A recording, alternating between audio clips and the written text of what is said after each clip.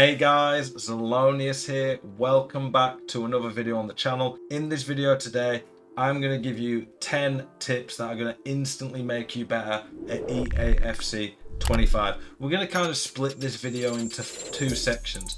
5 tips that are going to be menu team related, and in the second half of the video it's going to be 5 gameplay tips that are instantly going to get you more wins. If you like this type of content, please do subscribe to the channel. Every single day putting multiple videos out to try help you guys improve. Gameplay tips, team reviews, player reviews, latest content, tactics, tutorials, all the good stuff going to help you get better. So let's get into it. Number 1, tactics. Tactics are important. They're very different this year. If you're not sure how they work, do go check out my tactics videos.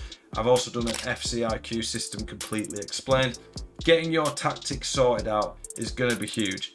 I've got multiple tactics set up. The one I'm using right now when I put this video out is the 4-4-2.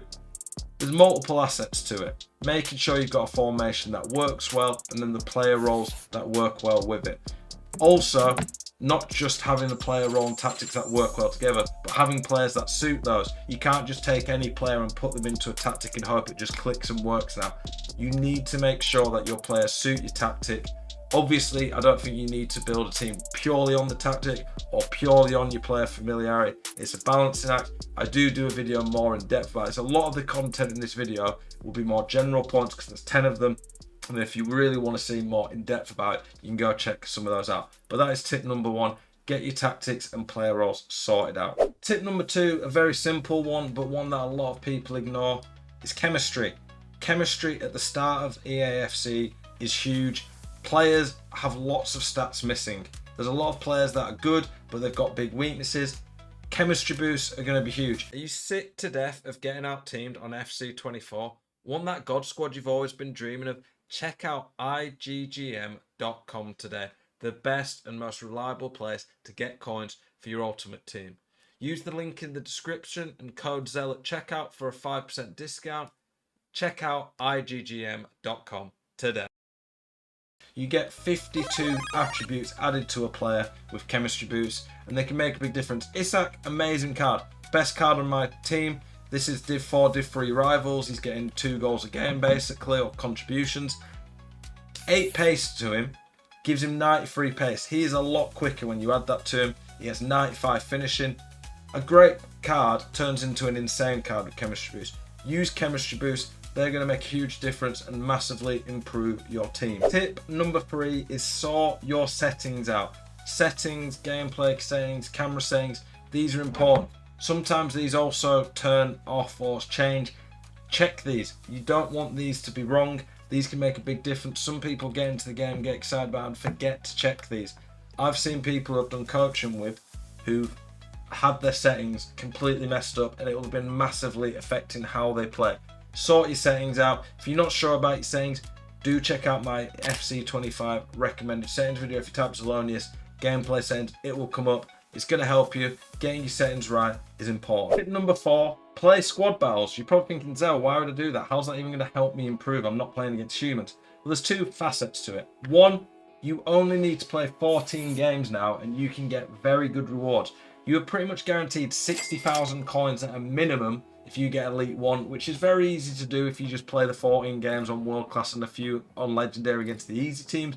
And the other thing is, the AI actually does play okay now. It's not boring. It's a lot easier to play against in the sense of it's not dull and repetitive. And you can actually try and test some stuff out against the AI. So 1, the gameplay side, you're going to be able to improve by testing things out. And 2, you're going to get a lot more coins, thank the Lord, which early on are really important and going to make your team better. So tip number 4, play squad battles. It's going to help. If you haven't done these already, you need to do them. Hybrid leagues, hybrid nations. There's also the hybrid leagues and nations one, I think. Is that what it's called? Yep. These are so good. They're so easy and cheap to do. You can get rare player packs. They are untradeable, but for how cheap they are and the potential boost of a huge player to upgrade your team, these are going to make a big difference. I got Tonali from one of these. He's worth, what, 60k? One big pull can change your team, and it's going to instantly help you improve because you're going to have a miles better team. Now let's get into some gameplay tips. Tip number 6, and this is a really useful one. Some people almost tend to avoid this and think it's not going to help. Learn a skill move. At least learn one. Try have a few. Having a few at your locker makes you more unpredictable, allows you to break down people who are very tough to beat when it comes to defending. Watch this goal that I've got here. So, I play it. I get it into Isak's feet. I honestly don't know what I'm doing with Isak here when I do this trick. I was just messing around trying to experiment. But watch this trick that I do now. I can't even remember what this trick is called, but it's effectively the controls to do it are the same as the old Berber spin. I know that he's too tight to me. I can roll him in the box and it gets me a really nice easy goal. Great finish, by the way, by Isak afterwards. Tricks are OP, gonna get you so many easy goals. Some of the tricks I like, that new Berber spin, the ball roll. It's a very simple one. I like the ball roll heel to heel. The roulette sometimes when people stand up. I can't remember what it's called again, but it's like the L1 and then you do it twice facing the opposite direction. That's a really quick way to turn. The Cruyff turn can be okay. And I also like the lateral ball roll. The lateral heel to heel. Really good at cutting inside. Scoop turns are really good too. And then the trickster fake shot is really good. A lot of tricks that are very simple and easy to do. They're going to make a big difference and going to make it much harder for people to defend against you. Number 7 is learn how to take set pieces. I'll show you a quick example of a goal I got here. Corners are very OP. Quick in swinger there, cross it in, easy. I'll very quickly explain this. I do have a video dedicated to corners that's going to be really helpful. But watch here, I switch to a player in swinger. I aim slightly inside of the penalty spot. I leave the curve the same. It's about 3 bars of power. Switch to Van Dijk.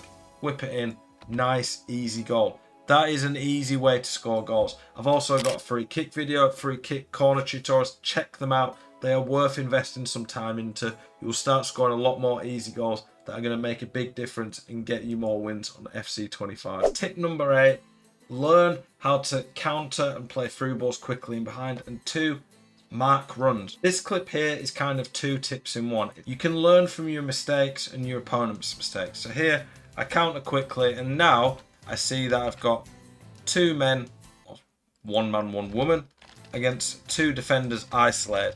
At this point I'm instantly going to try running behind. What I like to do is I like to run at a diagonal angle because it means that they kind of have to cut across and mark that if they want, and then let that player make the running behind. At this point my opponent's got 2 choices, either switch to him and close the player on the ball down or cover that. I would cover the running behind. That would be the best thing to do in my opinion. So he should cover that. He doesn't. I time the through ball and then from there it's a nice easy goal. Counter attacking, playing through balls in behind, those are a great way of scoring goals. Tip number 8, play your through balls, counter attack, but also as a bonus one, mark the runs in behind when defending. It will stop you conceding a lot of stupid goals. Tip number 9 is about playing the extra pass. So there's a few things in this goal. 1, that I use every area of the pitch. I use width. I play it smart. I'm stretching my opponent out here by playing the ball all over the pitch. Here I look to cut inside. Cutbacks are still OP. Not quite as dominant as last year I'd say, but cutbacks are really good. And here, this is where I'm talking about now about the extra pass.